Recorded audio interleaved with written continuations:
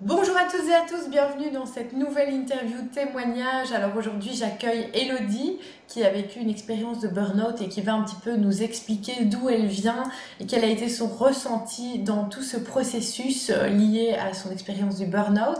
Alors bonjour Elodie, merci beaucoup d'avoir accepté de me rencontrer via Skype pour apporter ton témoignage.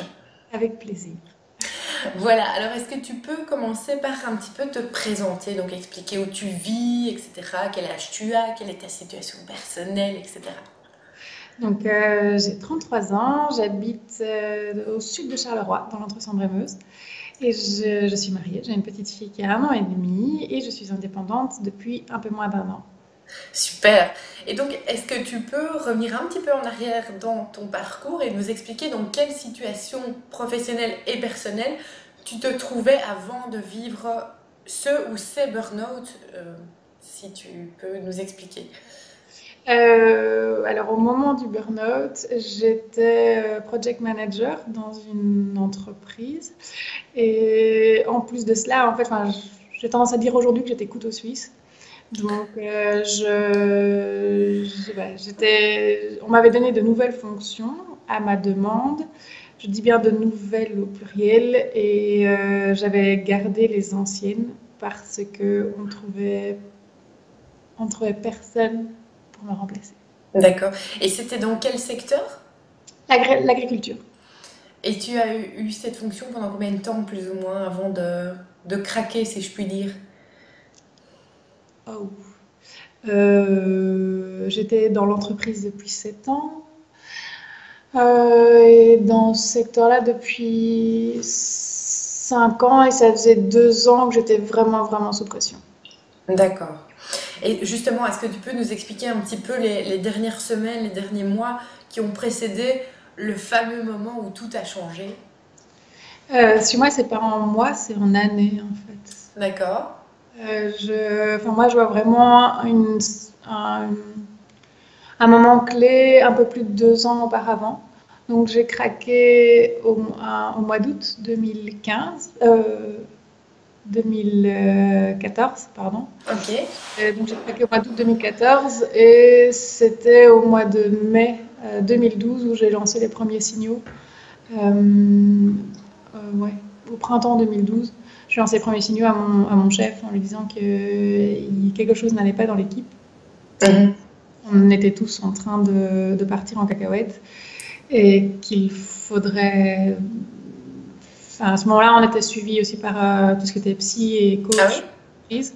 Enfin, il y en avait dans l'entreprise et donc j'avais demandé à ce moment-là à ce qu'on travaille sur l'équipe. Mhm. Et justement, tu disais les premiers signaux. Est-ce que tu peux décrire un petit peu ce qui se passait, comment était l'ambiance, etc. À ce moment-là, en fait, ce qui a fait que j'ai demandé allez, à faire appel à du personnel extérieur, c'est que dans l'équipe, plus personne ne se supportait. On était une très très petite équipe. Enfin non, c'est pas juste ce que je dis. Non, non, c'est pas vrai. On était une très petite équipe, nous Mhm. étions trois, et un manager, donc on était quatre. Et ce qui se passait en fait, c'est que le manager, tu l'entendras encore plus tard, avait pour habitude de diviser pour mieux régner. D'accord.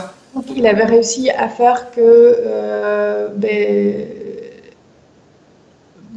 un autre collègue et moi, mon binôme et moi-même, soyons contre la troisième personne. Et, et donc, ça n'allait vraiment pas. Personne. On adorait tous notre travail, mais on était tous mal malgré tout. C'est Ok. un peu paradoxal, hein, mais Non, mais je vois un peu le système dans l'équipe à ce moment-là. Et donc, il y avait une tension, il y avait une mauvaise ambiance, une communication de quelle sorte? euh, particulière. C'est-à-dire. C'est-à-dire que, bah justement, à ce moment-là, dans ce cas-là, on me fait limiter la communication, on me fait filtrer certaines informations. Qui ça, Et ton N+1? ouais, Ok. vis-à-vis de mes autres collègues. Euh, c'est compliqué de dire tout ça. Euh, Prends ton temps. Mais c'est compliqué de dire ça parce qu'en plus, j'ai pas envie qu'après ça se retourne contre moi. Donc, Je comprends. c'est là où je fais fort attention. Enfin, je fais fort attention. Si je faisais fort attention, je dirais rien du tout. Donc, la communication était compliquée. On me demandait donc de filtrer des informations. Et donc, il y avait plus de confiance. Ok, Il y avait de la confiance entre certains et énormément entre certains et plus du tout entre d'autres. Voilà. ok. Et au niveau purement de toi, si on se concentre sur toi, qu'est-ce que tu ressentais? Comment est-ce que tu te levais le matin? À quoi ressemblaient tes journées?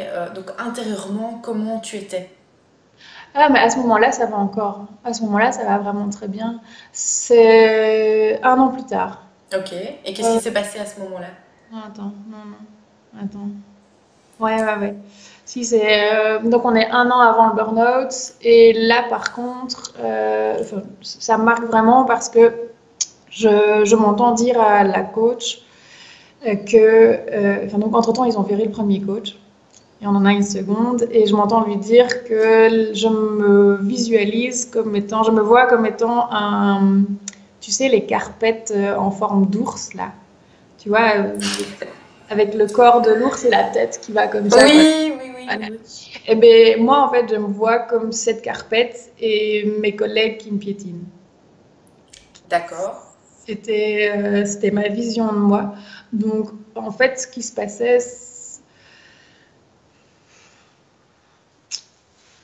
comment expliquer ça sans trop en dire? En gros, tout à l'heure, tu posais la question de la communication. Mhm. Certaines décisions étaient prises par le top management et pourtant étaient ensuite communiquées et puis ensuite n'étaient pas mises en application ou étaient contrecarrées par d'autres personnes qui n'avaient rien à voir dans la décision mais qui venaient quand même y mettre leur grain de sel, etc. Mhm. Et donc moi, le top management m'avait donné une à plusieurs missions. Et quand j'essayais d'y arriver, on venait systématiquement me couper l'herbe sous le pied. Et donc j'avais l'impression qu'on me tapait sur la tête en permanence.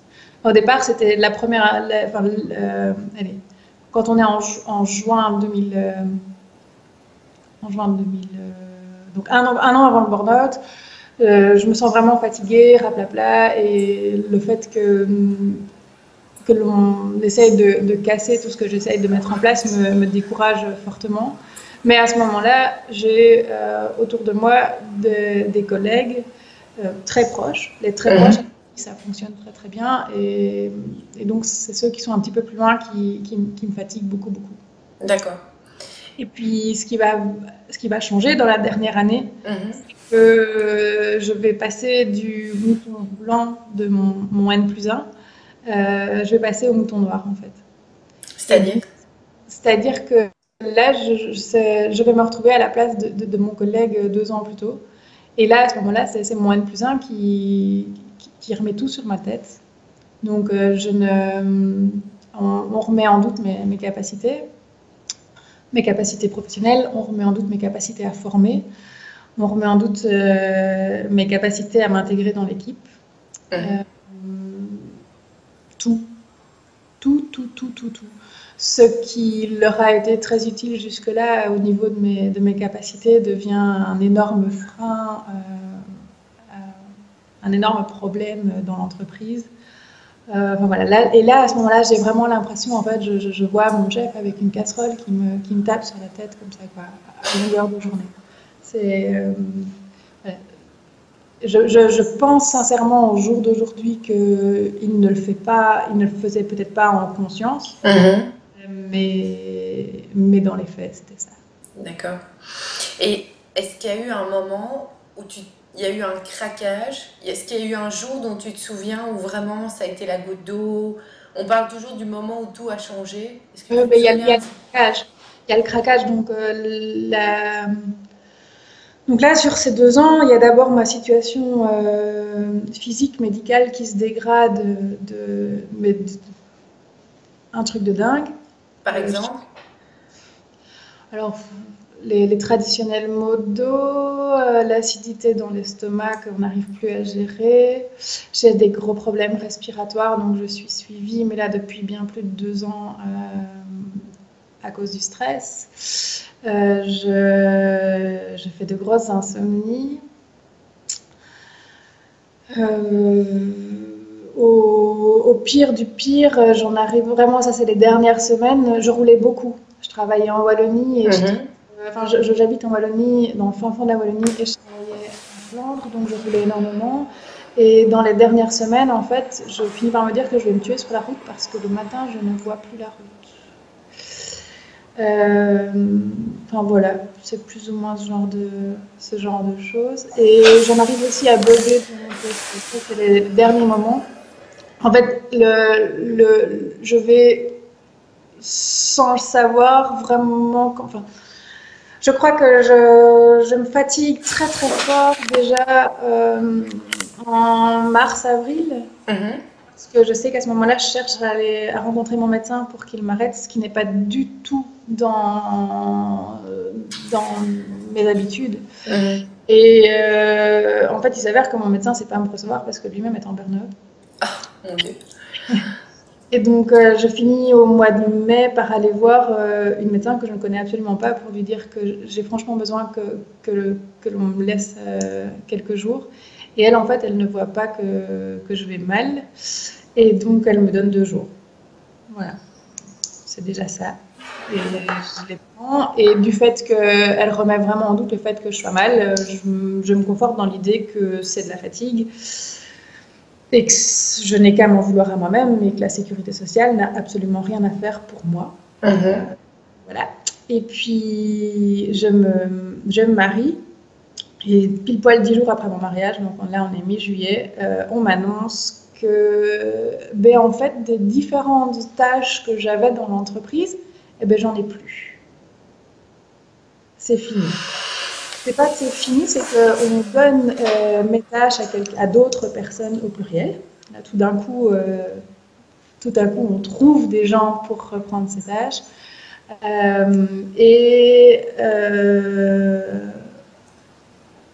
On ne sait pas quoi faire de moi. Et donc, je peux réfléchir à ce que je voudrais faire dans l'entreprise. Et il s'avère qu'à ce moment-là, les personnes responsables dans l'entreprise ne sont pas là. Et donc, on me laisse 3 semaines dans le flou total. Donc, je sais que j'ai 3 semaines devant moi voilà. Et donc, à ce moment-là, là, je pense qu'en fait, je craque, mais sans encore m'en rendre compte. À ce moment-là, je vais passer 1 semaine à essayer de travailler et en fait, j'arrive pas. Je suis devant mon PC et je pense, je ne m'en souviens pas vraiment, j'ai juste quelques flashs, mais je pense que je suis capable de passer une journée devant mon écran sans rien sortir. Et donc à ce moment-là, je décide de prendre 1 semaine de vacances. Je me dis, je vais pouvoir tenir 2 semaines de plus, donc je prends 1 semaine de congé. Et puis, voilà, les 3 semaines passées, quand j'arrive à rencontrer la direction, à ce moment-là, on me propose un poste où je dois retourner au bureau tous les jours, où je diminue vraiment de fonction, etc. Et donc, étant donné que ça constitue des changements énormes sur plusieurs points de mon contrat, on décide d'arrêter la collaboration là. Et en fait, on décide ça et genre 10 minutes plus tard, je suis sur la route et à ce moment-là, mon N+1 est dans le bureau de du top chef et il m'appelle et il me dit « Écoute Elodie, ça va pas être possible. On peut pas se séparer comme ça parce que c'est les vacances et on sait pas comment faire pour faire ton C4. » Et c'est là où je sais exactement où je suis, je sais exactement où je me gare, je sais exactement la lumière dans la voiture, la chaleur dans la voiture. J'entends parfaitement la voix de mon chef, j'entends aussi le fait qu'ils ont mis les haut-parleurs dans le bureau du grand chef et j'entends tout. Là, par contre, autant il y a plein de choses qui sont floues, autant ça, c'est d'une clarté pas permis. Et ce que je ressens, c'est un château de cartes et c'est fini. Là, c'est fini. Et je rentre à la maison et là, je prends rendez-vous chez le médecin. Peut-être pas le jour même, en fait, je sais pas. Enfin bref. Mais en tout cas, le lendemain, j'ai un arrêt de travail de 3 semaines. Et à ce moment-là, en fait, mon grand boss rentre dans une colère pas croyable et me fait savoir que il va me... Bref, non. Ça, il va D'accord, pas. d'accord. Ok, et donc la suite, tu es en arrêt maladie. Et qu'est-ce Ouais. qui se passe après? Il y a eu reprise du travail? Non. Très vite, eux essayent de rentrer en contact avec moi. Moi, j'en suis incapable. J'ai dû demander en fait à mon chéri hier ce que je faisais parce que je ne m'en souvenais pas. Enfin, les seules images que j'avais de moi, c'était moi couchée dans le noir. Je me dis, je pouvais pas passer mes journées qu'à ça. Mais apparemment, oui. Donc, apparemment, je dormais beaucoup. Mhm. Euh, je... Ça, c'est ce dont je me souviens plus ou moins. Et Valentin me confirme, je dormais beaucoup, beaucoup. Et puis après, tout doucement, j'ai repris du créatif. En fait, j'avais toujours aimé jouer avec mes 10 doigts. J'ai arrêté ça quand j'étais à l'UNIF. Et j'avais repris tout doucement, justement quand le burn-out est arrivé, donc dans les 2 années précédentes. Et en fait, il n'y a que ça qui me fait du bien. Et mon thérapeute m'avait donné l'ordre, c'était pas dit, m'avait donné l'ordre de ne faire que ce que j'avais envie, Mhm. que ne rien faire était faire ce qu'on avait envie, et que si au bout de 5 minutes aussi où je créais, j'en avais marre, il fallait que je m'arrête. Et donc en fait, ma vie, ça va être plus ou moins ça. Ça va être rester allongée, enfin au départ repliée en petit caca, un truc assez impressionnant. Et puis me lever un petit peu, créer un petit peu, retourner au lit. Ok. Voilà. Et donc, au bout des 3 semaines, en fait, ils acceptent de signer mon C4. Et là, je crois que je vais aller mieux. Je me dis, c'est bon, Et le problème est résolu. Et non, ça va pas mieux. Loin de là. Loin de là, loin de là, loin de là. En fait, je me rends compte que la situation, elle est grave. Ouais, mais enfin, je m'en suis rendu compte déjà avant ça. En fait, tout de suite après je veux dire vraiment le craquage final, je suis prise d'amnésie. Et ça, c'est flippant. mhm. C'est horrible. Voilà. Je travaille dans l'agriculture et autour de moi, ma famille est agriculteur. Enfin, j'ai beaucoup de familles agriculteurs. Et donc, ils ont l'habitude de m'appeler pour avoir des conseils. Eh bien, même quand ils m'appellent, je ne suis pas capable de leur donner une info. J'en suis incapable. Et je sais où se trouve l'info. Et je ne sais même pas aller la chercher. Mhm. C'est, je suis bloquée, quoi. Je bug complètement. Quand je vois un tracteur passer, j'ai la nausée. Alors que, enfin, moi, conduire un tracteur, pour moi, c'est le kiff ultime, quoi. C'est vraiment l'endroit où je me recharge. Et là, je les supporte plus. Je sais plus les regarder. Je sais plus regarder l'horizon. Quand un maison me demande d'aller voir un de ces champs, je monte dans la voiture et puis en fait, arrivé sur le champ, je suis incapable d'en descendre. J'ai les jambes cassées et j'ai vraiment qu'une envie, c'est de laisser revenir mon repas de midi, quoi.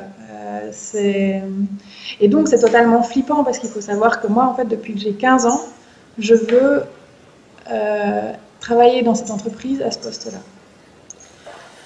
C'est pas gagné d'avance parce qu'en plus, c'est un secteur qui est pas très féminin. Ouais. Et donc, voilà, j'y suis arrivée, j'y suis parvenue. Enfin, donc, pendant 15 ans, pendant la moitié de ma vie, vu que j'ai 30 ans à ce moment-là, j'ai rêvé de travailler à un endroit et j'y suis. Mhm. Et là, il n'y a plus rien qui va. Et en plus de ça, ma tête me lâche. Et la seule chose que je suis capable de dire de moi à ce moment-là, enfin, c'est pas très propre, mais c'est je ne suis qu'une merde. C'est la phrase que je dis en permanence et qui me revient en permanence. Ils ont vraiment réussi à me faire croire que j'étais quelqu'un de très problématique. je doute de toutes mes compétences, mais un truc de fou. Enfin, voilà, j'ai travaillé en Flandre pendant 7 ans. Je parle anglais aussi, et un peu d'espagnol, mais rien que le néerlandais. J'en étais arrivée à croire que mes clients s'étaient foutus de ma gueule durant 7 ans et qu'ils ne m'avaient jamais compris. C'est quand même assez... c'était ma langue de tous les jours. J'en étais vraiment arrivée à croire ça de moi. C'est très fort tout ce que tu exprimes. Donc tous ces symptômes d'estime de soi, les symptômes physiques, l'amnésie, c'est très très très fort. Donc ton expérience est vraiment assez lourde. C'était pas cool. Et donc, donc il y a eu un suivi du médecin et un suivi d'un thérapeute? Ouais, alors le suivi du médecin, bon. Aujourd'hui, à ce moment-là, en fait, le burn-out était, il a été reconnu maladie du travail pile poil quand moi je craquais. Mhm. Pile poil à ce moment-là. Et donc, on est encore sur quelque chose de très peu connu. Aussi bien de la part des médecins que de la part des travailleurs. Et donc moi, à ce moment-là, de toute façon, jamais je ne dis je suis en burn-out et jamais on ne me dit vous êtes en burn-out. Ok. Donc je suis suivie, donc j'ai eu des gros problèmes respiratoires. Et donc je suis suite au travail, et donc je suis suivie par au départ un kiné et puis c'est un thérapeute. Et donc je continue mon travail avec lui à ce moment-là en fait. Mais évidemment là on traite plutôt le burn-out que le reste. Et puis en fait il va avoir à un moment donné, au mois d'octobre à mon avis, une parole assez forte. Enfin, je suis vraiment dans le trou. Si je me souviens bien, en fait, ce que je vois, c'est un tunnel noir, et je vois rien, quoi. Je suis paumée, je vois rien, je me demande si un jour je vais m'en sortir. Et enfin non, oui, je me demande si un jour je vais m'en sortir. Et il me dit, vous vous en sortirez, mais vous n'avez pas encore touché le fond. Et là, je me dis, waouh.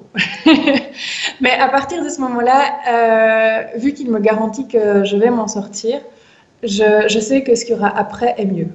D'accord. Ce sera mieux qu'avant. Ça j'en suis certaine. À partir de ce moment-là, je sais que j'en bave, mais j'en bave. Hein. Franchement, c'est horrible d'en être réduit à ça.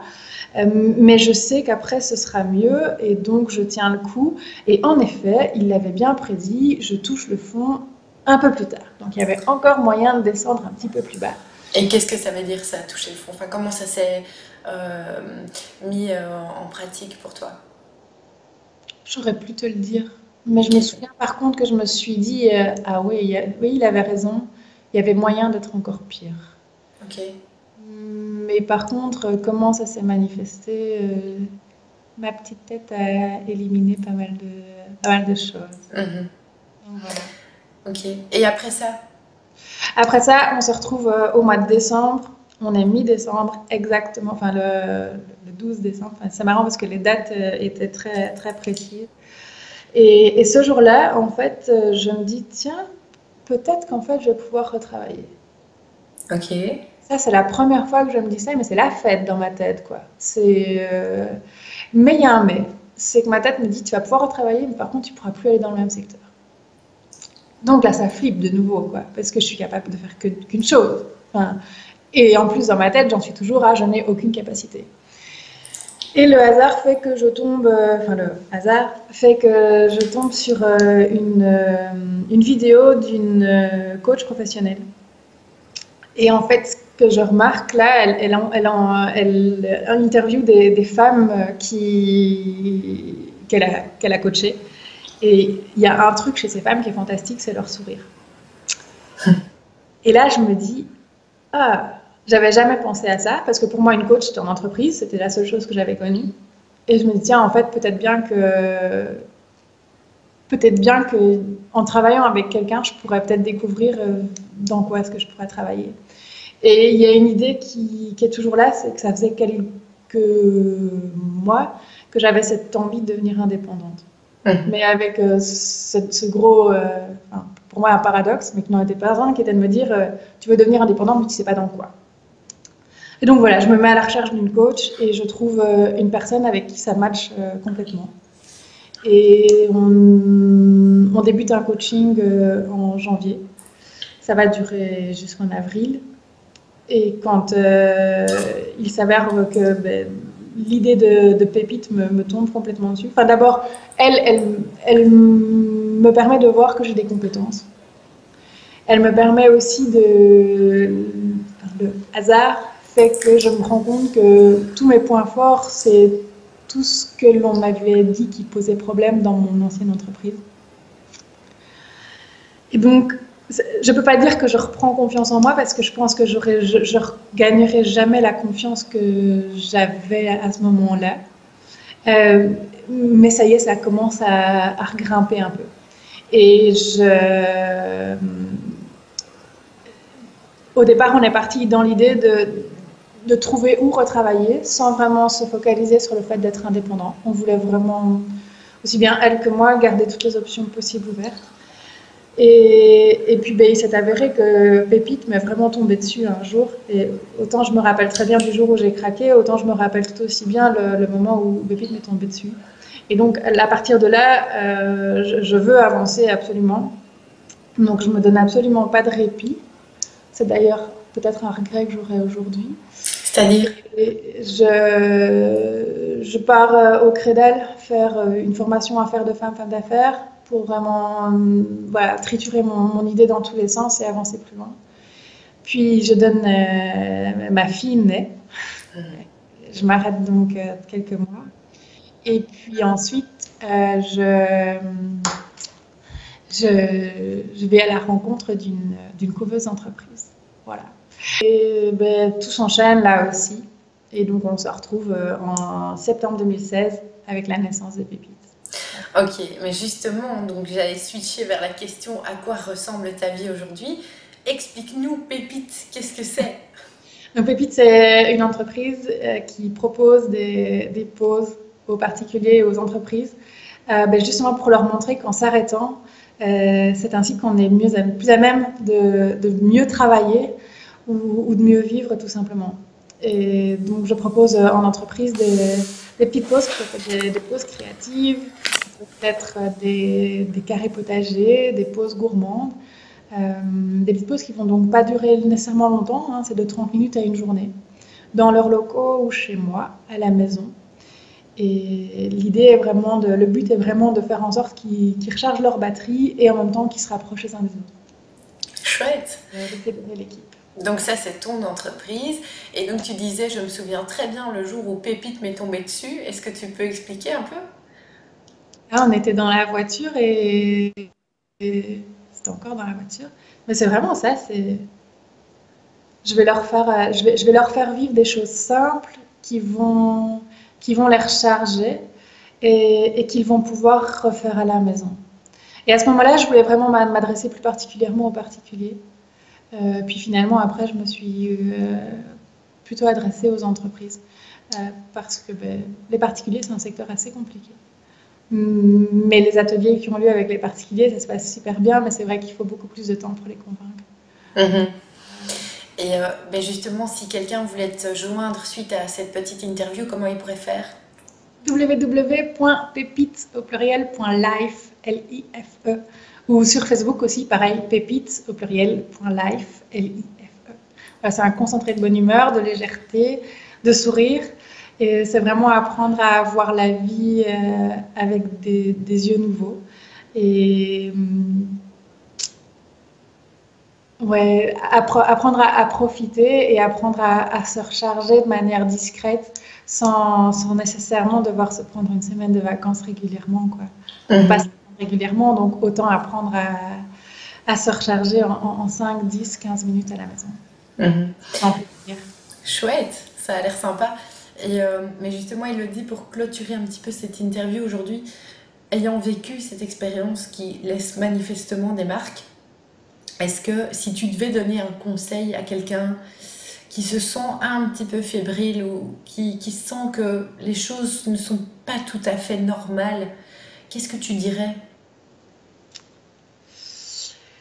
D'écouter son corps, ça c'est nouveau. Enfin, ouais, c'est vraiment quelque chose que j'ai appris au jour d'aujourd'hui. Je suis capable de sentir un curseur stress ici. Et donc, j'ai les feux qui passent très facilement à l'orange et au rouge. Et voilà, notre corps, outre ce curseur stress, est capable de nous donner plein de signaux pour nous dire que ça part en cacahuète. Et voilà, il y a plusieurs médecins qui me l'ont dit, hein, mais un nombre. Et donc voilà, si j'avais eu cette ouverture d'esprit à ce moment-là de les croire, ben, peut-être que je n'aurais pas foncé dans le mur. Donc ça, ce serait une première chose. Et de se donner du temps pour soi. Et de ne pas croire que... Oh non, de ne pas croire que le travail est tout. Enfin, en fait, mon travail, j'ai travaillé autant pour eux que pour moi. Non, j'y mettais vraiment tout mon cœur. J'adorais mes collègues, j'adorais mes clients. Voilà, je travaillais pas mal à l'adrénaline. Et pour moi, c'était impensable de vivre autrement et de faire autrement. Mais franchement, si c'est capable, c'est faisable et c'est terriblement bon. C'est terriblement bon. Donc, enfin, en fait, j'ai envie dans un sens de dire ce genre de choses, mais dans un autre sens, je sais pertinemment bien que celui qui est en route vers le burn-out, à mes yeux, il va aller dans le burn-out. Mhm. Tu regrettes aujourd'hui cette expérience? Non, non. Pourquoi? Euh, Parce que je connaîtrais pas tout ce que je connais aujourd'hui, parce que ça m'a détruit, hein, franchement.